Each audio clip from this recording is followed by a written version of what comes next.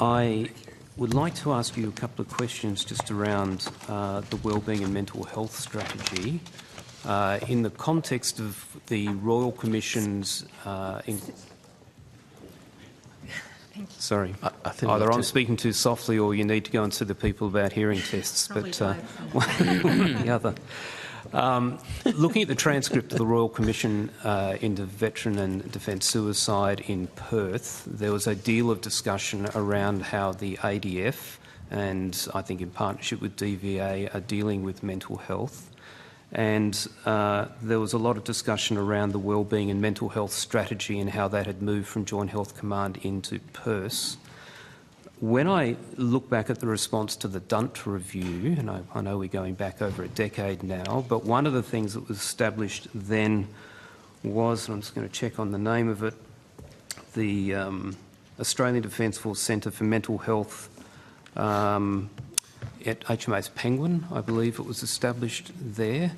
And I do see a report that was written as recently as 2023 saying that it's a valuable clinical resource supporting ADF health services nationally and provides effective mental health, tertiary referral services, etc. So I'm interested to know, is that still a part of Joint Health Command, or has that also been devolved into the PERS area? Rear Admiral Sonia Bennett, Commander Joint Health and Surgeon General, ADF. Senator, I rejoined Defence on the 1st of December as Commander Joint Health and Surgeon General, so that history is not as familiar to me, so I may defer to colleagues, but I would say that my understanding is that the centre that you're speaking of was part of it didn't lift and shift directly, if you like, but was sort of rolled into what now forms the Mental Health and Wellbeing branch in PSO.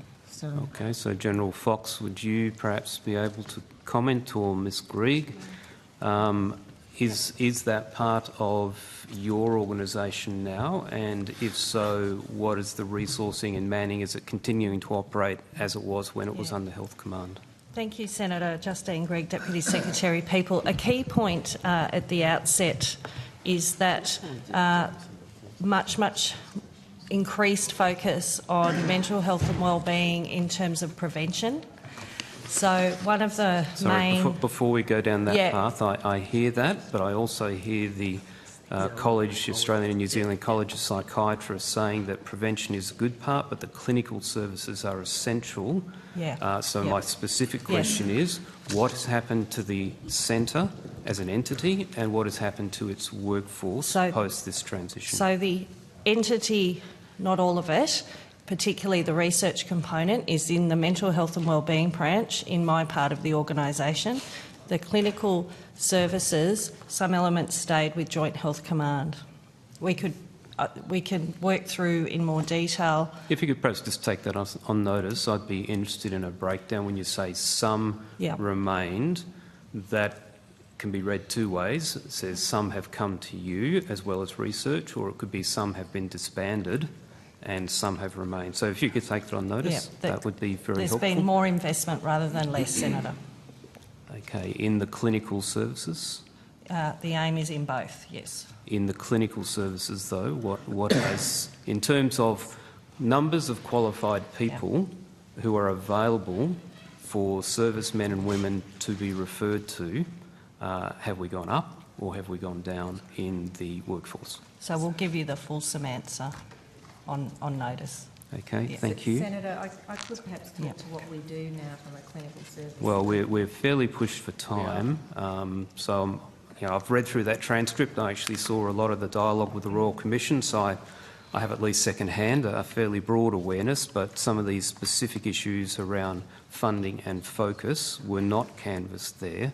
And so my last question in terms of this transition is that my understanding is you certainly used to have a mental health advisory committee. I think DVA had one, I believe Defence had one as well. Does that still exist?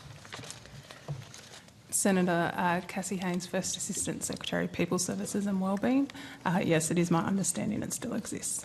Okay, so as part of this transition, the movement of people out of this mental health centre and the transition to a personnel-run wellbeing and mental health strategy, was that advisory committee consulted, as in not just advised, but consulted in a co-design manner, and did they support this move?